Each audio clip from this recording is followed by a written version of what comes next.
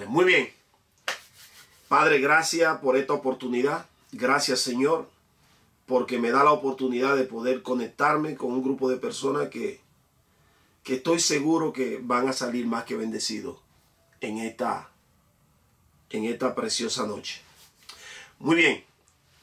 El estudio de esta noche, aunque en sí no lleva la misma temática de la semana pasada, pero sí tiene una conexión. Dios bendiga a mi amigo, mi hermano, el doctor Murray. Muchas bendiciones, doctor Murray. Dios bendiga a María Caramañite, mi amiga de Panamá. Bendiciones. Muy bien. La base que tenemos para estudiar y para presentar hoy este estudio se encuentra en el libro de Mateo capítulo 3. Libro de Mateo capítulo 3. Como introducción a esta pieza, quiero decirle que es de suma importancia para el estudioso de la Biblia, para el predicador, para el pastor, para el maestro, conocer el fondo, conocer el trasfondo histórico del libro y también del escritor. Cuando nosotros hablamos de Mateo, que no es más que Leví, si usted busca en el libro de Lucas capítulo 9, este es el hombre responsable de cobrar los impuestos en el puerto de Capernaum. Ahí fue que Jesús lo encontró y lo llamó al ministerio y se unió al ministerio con Jesús. Ahora, una vez termina el ministerio de Jesús, Jesús muere, pasa el día de Pentecostés y pasaron muchas cosas. Llega la oportunidad de Mateo escribir una biografía de la vida de Jesús. Y es interesante que entendiendo Mateo como escritor, cuál era el trato que la élite poderosa de los judíos le había dado al Mesías, lo que él fuera a escribir tenía que tener suficiente peso para poder ser aceptado dentro de lo que es el judaísmo. Porque no es un secreto que la élite de poder, los fariseos, los saduceos, los herodianos, tuvieron una batalla campal con Jesús desde el principio hasta el final. Ahora, ya Jesús no está en el escenario, y al no estar en el escenario, este hombre judío se dispone a escribir una biografía de la vida de Jesús. Y yo observo que lo primero que él hace es recurrir al antiguo pacto, recurrir al Antiguo Testamento y comenzar a probar desde el Antiguo Testamento que Jesús era aquel personaje que se había prometido que iba a llegar. Así que él centra su atención en alguna cita muy interesante del Antiguo Testamento. Y lo primero que él conecta es que según el texto bíblico en el libro de Isaías capítulo 40, en el verso 1 al 3, habla que antes que llegara el Mesías iba a venir alguien que se iba a convertir en el precursor del Mesías. También el hombre cita en el libro de Malaquías capítulo 5 verso 4, hablando de alguien que iba a venir, pero ese alguien cuando llegara iba a preparar los corazones ¿de quién? Del pueblo. Así que el hombre está citando, se concentra no en Jesús. Atención aquí. Mateo no se concentra en Jesús para probar que Jesús es el Mesías. Mateo se concentra en el precursor y busca y rebusca dentro del contexto del Antiguo Testamento todo aquello que tenga que ver con aquel que iba a presentar al Mesías. Así que él inicia el capítulo 3 de una forma poderosa para probar que Jesús era el Mesías, pero no se dirige directamente a Jesús. Observe cómo él comienza.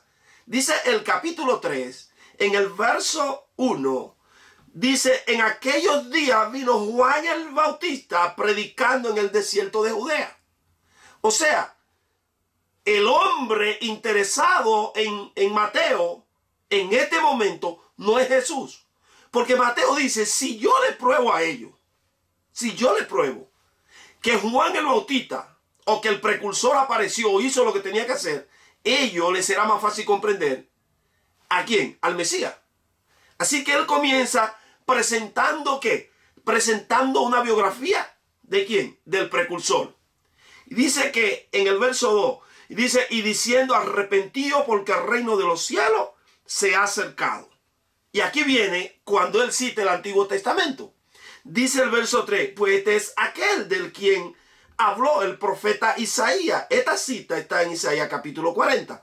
Cuando dijo, voz del que clama en el desierto, prepara el camino del Señor, endereza su senda. Y aquí viene lo interesante. Aquí viene cómo él va a probar. Él comienza a probar que Juan el Bautista es el precursor. ¿Cómo?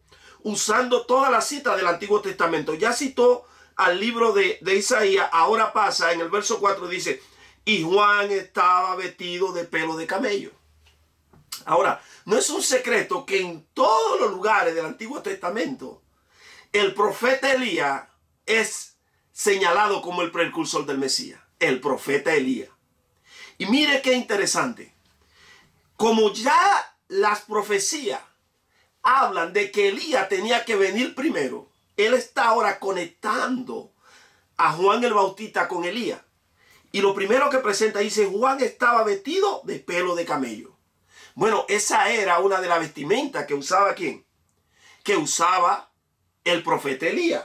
Ahora, la pregunta es, ¿por qué razón tiene el texto sagrado que decirnos a nosotros que Juan está vestido de pelo de camello? ¿Qué le interesa a usted saber de qué color es esta camisa si usted solamente me está escuchando? ¿Qué le interesa saber a usted de cómo estaba vestido Elías? Esto es interesante.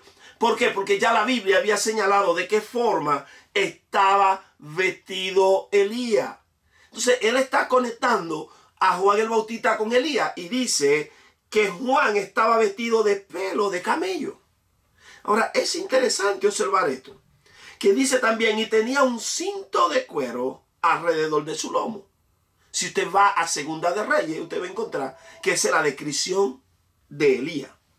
Y dice, y su comida era langosta y miel silvestre. Vamos a detenernos aquí. Primero, cuando usted analiza el contexto de Juan el Bautista, él es hijo de un hombre sacerdote llamado Zacarías.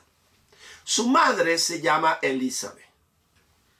Cuando Jesús nace en Belén de Judea, el rey Herodes repite una acción que sucedió en el capítulo 2, 1 y 2 del libro de Éxodo. Cuando el faraón ordenó la muerte de todos los niños, diabólicamente estaba tratando de evitar que el precursor, o sea, que el libertador Moisés llegara a vivir. Pero ya la historia dice que eso fracasó. Así que ahora Herodes está repitiendo esa historia. Está repitiendo y está que mandando a matar a todos los niños. Entonces, si Juan el Bautista y Jesús se llevaban alrededor de 6 meses de diferencia entre su nacimiento, y el rey Herodes ordena que mueran todos los niños de esa región menores de 2 años, yo siempre me pregunté, ¿por qué razón Juan el Bautista no muere si vivía en la misma región? Bueno, aquí está. Cuando la historia cuenta que cuando Zacarías termina su trabajo en el templo, él era de la clase de Abía y le tocaba el ciclo número 8 para servir en el templo. Cuando él termina, Elizabeth da a luz y tiene a su hijo. La historia cuenta que él abandonó esa región y se fue a vivir al desierto entre Jericó y el Mar Muerto, donde había una creciente comunidad de de un grupo que le llamaban los esenios. Este grupo que le llamaban los esenios se dedicaban exclusivamente al cultivo de miel silvestre y cría de camello. Cuando usted quería atravesar el desierto de un lugar a otro, usted rentaba a estos aldeanos los camellos y ellos le servían de guía a usted. Ahora, dice el texto que Juan el Bautista estaba vestido de pelo de camello. ¿Por qué estaba Juan vestido de pelo de camello? Explico esto.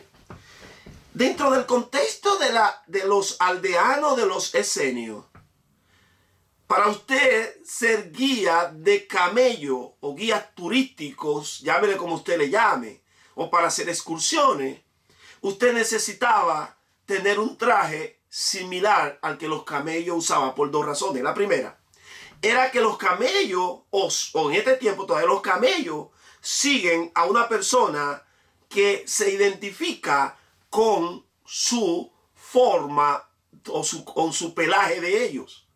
Y la segunda, no menos importante, es que en las arenas del desierto, los camellos el pelo de camello sirve como repelente, atención aquí, como repelente para una de las serpientes más mortíferas que hay en los desiertos.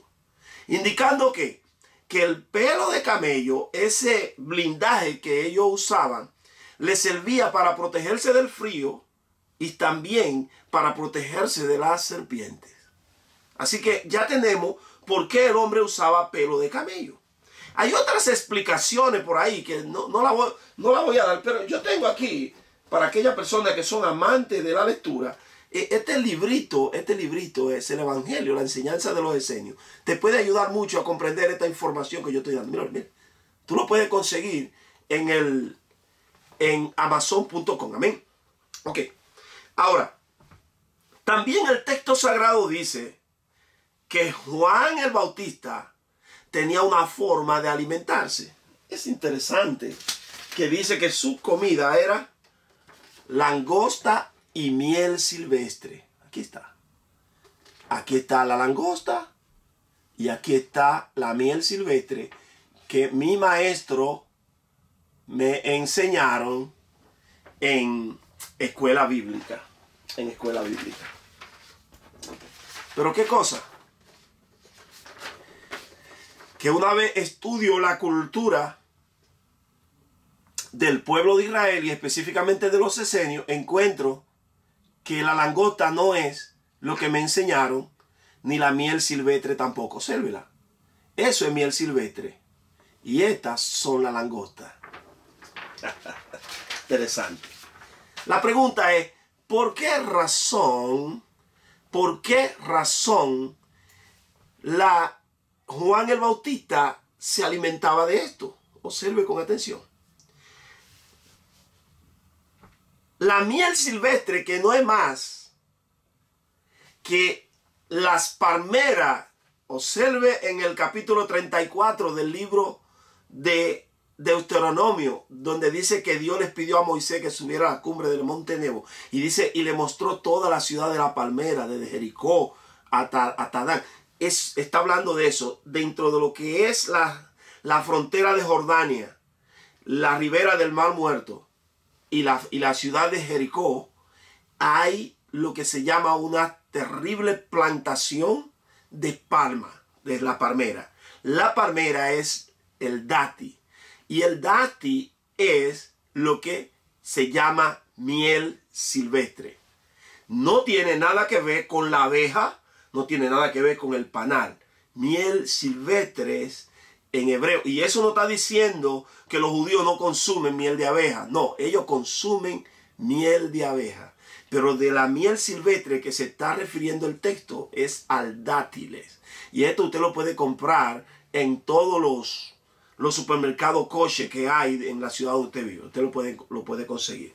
Ahora, ¿por qué usaban este alimento? Bueno, se hizo un estudio en el 2005 de este alimento Y es que tiene 5, atención aquí, tiene 5 propiedades muy interesantes. Dice que el dátil es un antibacterial. Dice que es antiinflamatoria. Dice que es antiséptica. Dice que es un calmante. Dice que es un protector solar y que es un antiviral. Eso hace que el dátil. Pero vamos entonces a ver Deuteronomio capítulo 8, verso 8, donde encontramos que Dios le hace una promesa al pueblo de Israel que si guardan el pacto, Él le va a dar específicamente 8 frutos que los van ellos a cosechar en el desierto, en tierra, donde quiera que ellos estén. Por eso es que usted cuando está en Israel, usted encuentra que en los patios de las casas, en las aceras de la casa, usted encuentra que vide, usted encuentra granado, usted encuentra miel silvestre, usted encuentra estos 8 frutos donde quiera. Está en el libro de Deuteronomio capítulo 8, verso 8, tierra de trigo, cebada, vides, higuera, granado, tierra de olivo, tierra de aceite y tierra de ¿qué? De dátiles. Sí, donde quiera usted lo encuentra, es una promesa que Dios se lo dio. Ahora, cuando encontramos y analizamos lo que es la langosta, que no es más, atención aquí, no vaya a creer que esa langosta que yo le mostré a usted, no, esa es muy cara. Las langostas que se comía o que comen todavía en los desiertos, este tipo de langosta es la que aparece en el libro de Joel capítulo 1 verso 4. Lo que quedó de la oruga comió el saltón y lo que quedó del saltón comió el revoltón. Aquí tenemos que oruga, saltón y revoltón. Falta que la langosta. Pero ¿qué sucede? Que cuando ellos atrapan la langosta, que tienen un sistema muy especial de cómo atraparla, la langosta que ellos se comen es la tercera etapa, lo que se llama revoltón. La langosta en sí no se la comen porque es venenosa. Así que ellos se comen la langosta que pasa por 4 etapas, ellos se la comen en la 3. Porque en la 1 no se lo pueden comer porque es un gusano. En la 2 no se la pueden comer porque está muy tierna. En la 3 que está fuerte y en la 4 envenena. Así que ellos se lo comen en el nivel 4, en el nivel 3. Esa es la langosta de la cual ellos dice el texto que ellos comen. ¿Cómo lo preparan? Bueno, para lo que conocen de campo, es un pilón grande de madera, muchas veces de piedra. Entra la langosta y con una mano lo majan. Le entran el dátil y lo majan los dos juntos. Y cuando estas dos cosas están juntas, el dátil con la langosta, produce entonces que usted se está comiendo un alimento extremadamente nutritivo que tiene que agua, carbohidratos, grasa, proteína, minerales, antioxidantes, fibra, calcio, fósforo y hierro. Todo lo que necesita el cuerpo humano, usted lo encuentra ahí. Por eso es que el texto se detiene para decir que él comía langosta y miel silvestre. Ahora, esta parte que voy a explicar es muy interesante, que aparece en el verso 5. Y es que dice, y salía a Jerusalén y toda Judea y toda la provincia de alrededor del Jordán. Si usted analiza bien geográficamente, este hombre se encuentra entre Jericó y el Jordán, que es una parte desértica. Nosotros los predicadores acostumbramos a que nos inviten y queremos que nos inviten a las grandes urbes, que nos lleven a donde hay muchas personas, que nos lleven a iglesias grandes. Pero mire qué interesante, aquí dice que Juan el Bautista no entraba a la ciudad, Juan el Bautista no entraba a las aldeas, Juan el Bautista no entró a Capernaum, no entró a ninguno de esos lugares. Él se quedaba en un lugar desértico donde venían entonces las almas que necesitaban escuchar la palabra a escucharlo a él. Así que en este contexto, Juan el Bautista es muy diferente a nosotros. Su comida es diferente, su forma de vestir es diferente. Los predicadores de ahora, yo soy uno de ellos, queremos que vestir bien. Juan el Bautista vestía de pelo de camello. Queremos estar donde están las cámaras, donde están las televisiones. Yo estoy frente a la cámara y la televisión ahora, porque estoy pasando esto. Pero ese es el contexto entre una cosa y la otra. Nosotros queremos comer del mejor restaurante. Queremos comer la mejor comida. Él comía langosta y miel silvestre. Hay un gran contraste entre el profeta Juan el Bautista y el profeta de este tiempo. Que nos ayude Jehová. Alabado sea el nombre de Jesús. Ahora, dice aquí, el verso 6, y eran bautizados por él en el Jordán, confesando su pecado. Así que cuando los que querían escucharlo venían, escuchaban el mensaje, se convertían, confesaban y él lo bautizaba porque estaba en la ribera del río Jordán. Él estaba ahí alrededor del río Jordán. Ahora, escuche con atención ahora. Siempre donde hay un grupo, una multitud, hay de todo. Hay de todo. Y es aquí que ahora Juan el Bautista, que está concentrado en predicar, en enseñar y bautizar, observa que dentro de la multitud hay una persona que está metida diferente a los demás, pero que no pasan al frente para confesar su pecado y ser bautizado. Y Juan entonces cambia la estrategia. Juan entonces, al partir del verso 7, comienza una conversación con ellos. Y dice Juan, al ver el que muchos de los fariseos y de los saduceos venían a su bautismo, le decía, generación de víboras. Quiero decirle que yo no creo que Juan sabía lo que ellos estaban hablando ni nada. Lo que sí que Juan lo vio como espectadores. Muchas veces en la iglesia estamos predicando, estamos enseñando. Y hay personas que no están pendientes de las cosas que tú dices. Están pendientes. O sea, de la enseñanza que tú estás dando. Están pendientes del error que tú puedas cometer en la enseñanza. Entonces ellos estaban cuestionándose y cuestionando a Juan. Aunque no estaban enfrentándolo, pero estaban cuestionando. Y Juan entonces lo ve. Y Juan entonces decide hablar con ellos. Y observe con atención la conversación. Observe. Aquí hay dos grupos. Está un grupo que viene, que se arrepiente. Un grupo que viene, que confiesa. Un grupo que viene, que es bautizado, que escucha la palabra y la recibe. Hay otro grupo que está como espectador. Al grupo de espectador es ahora que el profeta Juan el Bautista le va a hablar. Y le dice, entonces, generación de víbora, ¿quién os enseñó a huir de la ira venidera? Y le dice a ellos mismos, hacer fruto digno de arrepentimiento. Y le dice el verso 9, y no penséis decir dentro de vosotros mismos, este no estaba adivinando, ni estaba chequeando el Facebook de nadie para saber el nombre ni lo que era. Él no estaba haciendo nada de eso. El Espíritu Santo. Y más luego le voy a explicar por qué el Espíritu Santo estaba dentro de Juan y le estaba mostrando el corazón y la condición de esos bandoleros que estaban ahí por molestar. No penséis decir dentro de vosotros mismos, Abraham tenemos por padre, porque yo os digo que Dios puede levantar hijo a Abraham aún de esta piedra. Cuando él se está refiriendo a eso, él está citando el Antiguo Testamento, donde Abraham ya estaba listo, tenía 86 años y Dios se le aparece y Sara dice, pero ya yo estoy vieja. Y con esos 86 años, Sara le da ¿a quién? Le da a la sierva y Abraham tiene un hijo llamado Ismael. Y después cuando el viejo tenía ya 99 años, 100 años, viene Dios por segunda vez en el capítulo 18 del libro de Génesis y les repite la promesa. Y en ese momento Sara con 99 años sale embarazada y ahí tenemos ¿a quién? Tenemos un Isaac. Y no solamente eso, cuando Abraham estaba ya cruzando la edad de los 160 años en adelante, el texto sagrado dice, según el libro de Génesis capítulo 25, que después de la muerte de Sara se buscó otra esposa llamada Setura y a Setura le engendró 6 hijos más, 6 hijos más. Tremendo. Pero aquí ahora el texto dice, Dios puede levantar hijo a Abraham aún de estas piedras. Y dice el verso 8, haced pues fruto digno de arrepentimiento. Y no penséis decir dentro de vosotros mismos, Abraham tenemos por padre, porque Dios, os digo que Dios puede levantar hijo a Abraham aún de estas piedras. Y dice el verso 10. Y ya también el hacha está puesta a la raíz de los árboles. Quiero decirle que del verso 7 en adelante, toda la conversación tiene que ver con los saduceos y con los fariseos. Toda esta conversación es con ellos y todo lo que Juan va a hablar es con ellos. Atención ahora aquí.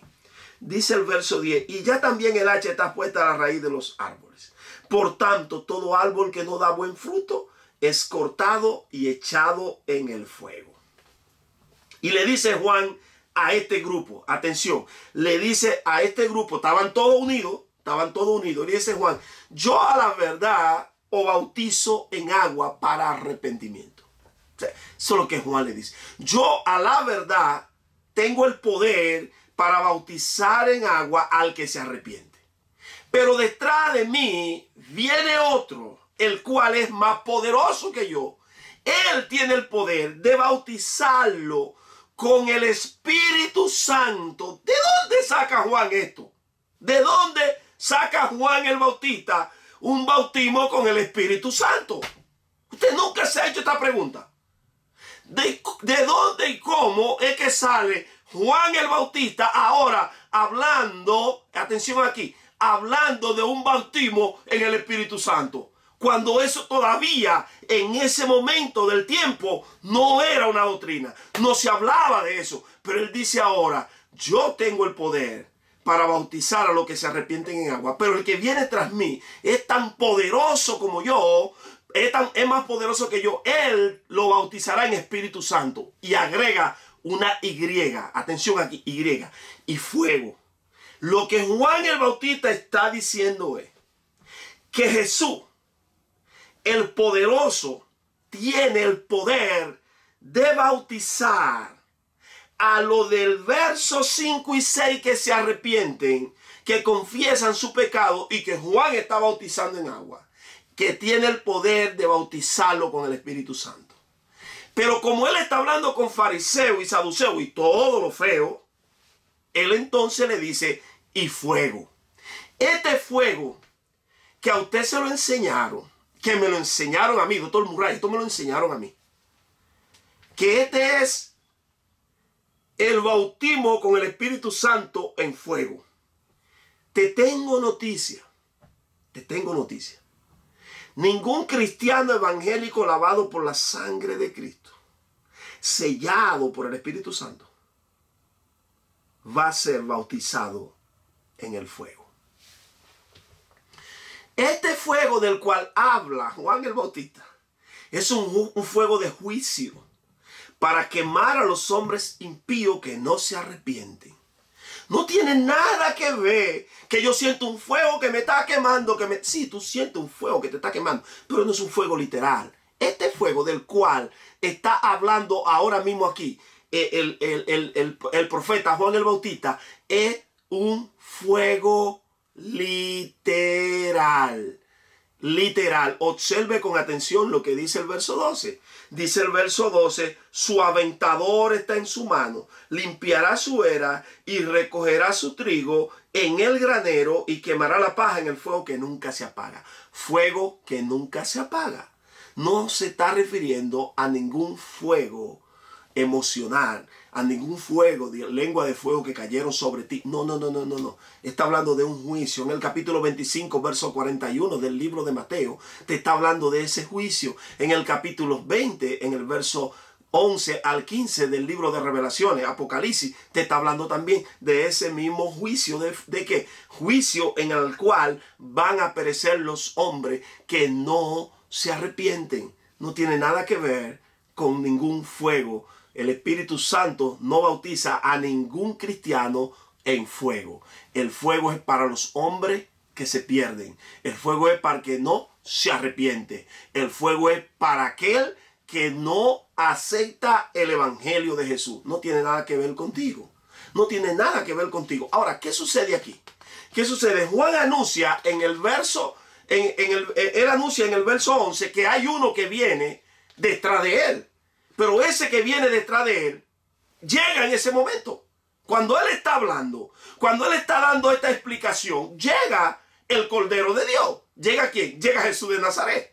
En el verso 13 dice, entonces Jesús vino ¿de dónde? De Galilea. ¿Vino qué? Vía contrario, viene bajando de Galilea a Juan el Jordán. ¿Para qué? Para ser bautizado por él.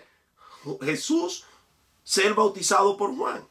Pero la Biblia dice que el bautismo es para los pescadores y Jesús no ha cometido ningún pecado. ¿Por qué tiene Jesús que bautizarse? Bueno, en escuela bíblica a ti te enseñaron y me enseñaron a mí que Jesús se bautiza por obediencia. Que Jesús se bautiza para dar testimonio, para que nosotros también nos bauticemos. Pasémosle un corrector al texto a ver si aguanta eso. Vamos a ver. Dice el verso 14. Mas Juan se le oponía diciendo: yo necesito ser bautizado por ti, y tú vienes a mí.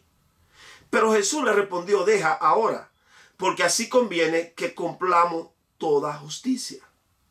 Observe con atención que el texto sagrado no dice que cumplamos toda ley, porque no hay una sola ley en la Torá que diga que había un bautismo para el Mesías. No lo hay.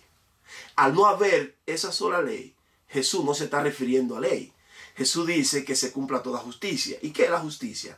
La justicia es la interpretación de la ley. La interpretación de la ley es la justicia. José Manuel dice: el fuego es una figura literal que siempre está ligada a la purificación. En este contexto de Mateo capítulo 3, verso 11, es literal y su contexto es fuego para quemar. Fuego para quemar. Ahora, observe esto aquí ahora. Dice que Juan el Bautista se le oponía. Pero yo tuve una conversación con el doctor Murray, que está en línea ahí. Y el doctor Murray me dio una tremenda enseñanza. Dios bendiga a los hombres de Dios que tienen la habilidad de conseguir una enseñanza de otro maestro, de otro pastor, de otro ministro. Y no hacerse los cheches de la película y quedarse ellos con la información y decir como que son ellos. Como yo he visto gente que yo doy enseñanza y ellos vienen y la sueltan ahí como que es de ellos. Mire, el doctor Murray me decía a mí: bueno, el problema es que ya Juan el Bautista tenía el Espíritu. Tenía el Espíritu Santo. Ya Juan el Bautista había sido bautizado. ¿Cuándo fue Juan bautizado? Bueno, Juan fue bautizado cuando apenas tenía 6 meses en la barriga de su mamá. Dice el texto sagrado que Elizabeth estaba embarazada y se recluyó en la montaña. Y cuando ella está en la montaña, viene el ángel y le dice a María: sube, porque tu parienta Elizabeth está embarazada. Y dice el texto sagrado que cuando ella sube y se enfrentaron las dos mujeres, dice que las criaturas brincaron de alegría en el vientre de ambas. Cuando esto sucede, Jesús, el Mesías, está bautizando a Juan con el Espíritu Santo. Y atención aquí. En el Antiguo Testamento, explicamos la semana pasada, ningún hombre del Antiguo Testamento recibió el Espíritu Santo para que se quedara en él permanentemente. El primer ser humano que recibe el Espíritu Santo en los tiempos de la ley para que esté permanentemente en él es Juan el Bautista. Ese es el primero. El primero es Juan el Bautista. Y en una conversación con Jesús y un grupo, Jesús le dice a ellos: de lo nacido de mujer, Juan el Bautista es el más grande. ¿Por qué Jesús dice que Juan es el más grande? Bueno, Jesús está diciendo que Juan tenía algo que no lo tuvo ningún hombre en el pasado. Y era que Juan tuvo el Espíritu Santo con él, permanentemente en él, desde antes de su nacimiento. Esa fue la grandeza que tuvo ¿quién? Juan el Bautista. Tener el Espíritu Santo en los tiempos de la ley, que venía temporalmente, tenerlo permanentemente en él. Esa fue la grandeza de Juan. Ahora, cuando está esta conversación entre Juan y Jesús, y a mí me enseñaron que eso fue por obediencia, y usted tiene toda la base que le han dicho a usted. Observe con atención. En el libro del Número capítulo 4, sí, en el libro de Lucas también hay una información interesante, y es relacionada con la edad que tenía el Mesías cuando se presenta ante Juan el Bautista. El Mesías, cuando se presenta ante Juan el Bautista, tenía 30 años. Ahora, cuando usted se va a la ley, cuando usted se va al contexto de la ley levítica, usted se sorprenderá porque a los 30 años era el momento en el cual la élite sacerdotal entraba al servicio público en el templo o en el tabernáculo. Antes de los 30 años, nadie podía ejercer. Ahora bien, ahorita explicamos que Elizabeth sube a la montaña que María sube a la montaña a donde Elizabeth. Pero el texto dice que María y Elizabeth eran ¿qué? Familia. Pero como José, el esposo de María, mire la palabra que estoy usando. José, el esposo de María, no tuvo nada que ver en la concepción de Jesús. Entonces, biológicamente, Jesús no tiene nada que ver con José. La que pasa aquí como madre exclusiva ¿es quién? Es María. Ahora, ¿de qué tribu era María? María era de la tribu de Leví y José de la tribu de Judá. Jesús ahora es hijo de una mujer, cumpliéndose el libro de Génesis capítulo 3 verso 15, que es la única mujer en toda la historia que tiene una simiente. María es la única mujer con simiente que trae un hijo por ella sin intervención de un hombre. Se está cumpliendo todo esto ahora. Entonces Jesús es parte de la línea sacerdotal. Y como Jesús tenía 30 años, a los 30 años es que públicamente los sacerdotes comienzan a ejercer. Pero sucede algo importante. Ningún sacerdote podía ejercer su ministerio si no era presentado por un sacerdote.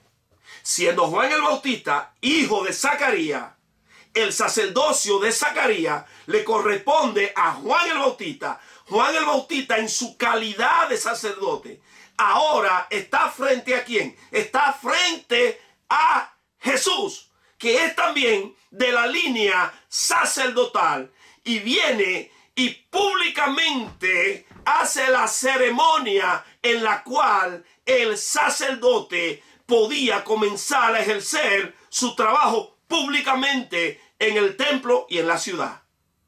Juan el Bautista no está bautizando a Jesús, no. Juan el Bautista está realizando la ceremonia pública de la puesta en ejecución del servicio de un sacerdote. Ahora, habían tres cosas que tenía que hacer. Hay tres cosas que tenía que hacer quien iba a realizar la ceremonia. Y es que primero tenía que hacer un anuncio público que ese sacerdote era de la familia de la casa de Aarón. Alabado sea el nombre de Jesús. Y que estaba apto ¿para qué? Para ejercer públicamente el sacerdocio.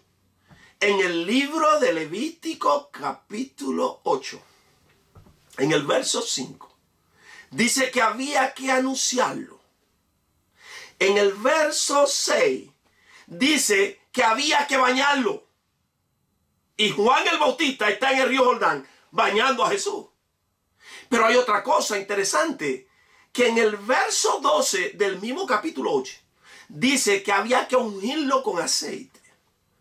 Con aceite que tipificando la unción del Espíritu Santo. Recuerda en el capítulo 4, en el verso 16 del libro de Lucas, cuando dice que Jesús vino en el poder del Espíritu y entró a su ciudad y fue a la sinagoga donde se había criado.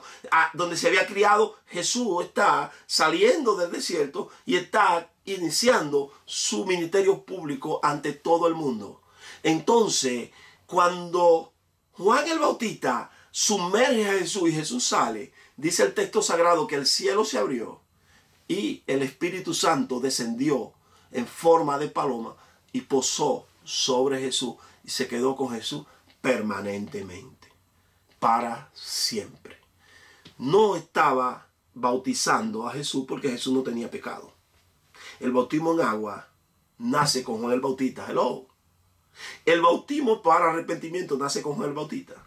Los judíos practicaban lo que era la purificación. Que era que purificar a los prosélitos a lo que se convertían a su religión en las aguas. No era bautismo.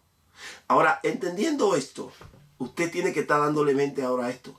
Entonces, ¿por qué dice la Biblia y dicen que Jesús era de la tribu de Judá? La Biblia lo dice. Y que siendo de la tribu de Judá era para heredar el trono de David. Tiene razón.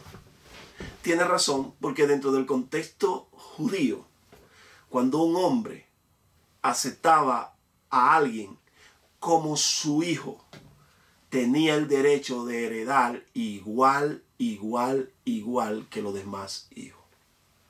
Cuando José, que es el esposo de María, que cría a Jesús como su hijo, siendo José el último en la línea genealógica del reinado de David, lo que le correspondía a José, le corresponde ¿a quién?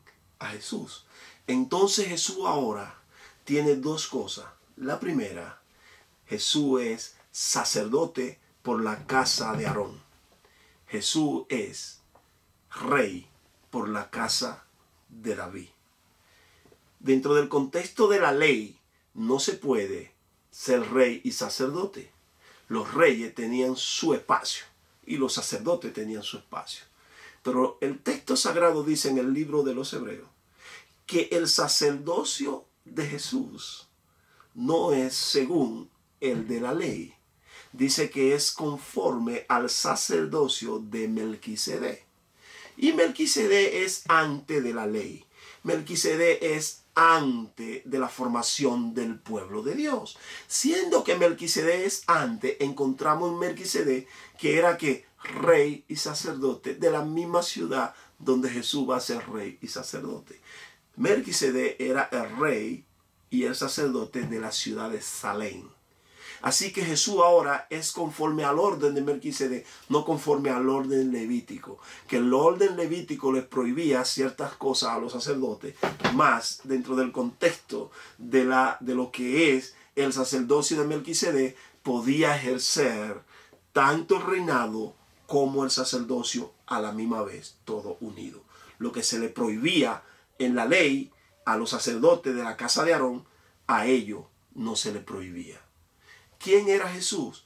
Jesús fue el Hijo de Dios, y Juan el Bautista lo presenta como el Cordero que quita los pecados del mundo. ¿Necesitaba Jesús ser bautizado en agua, como nos bautizamos nosotros hoy? No, Señor. No, Él no tenía pecado.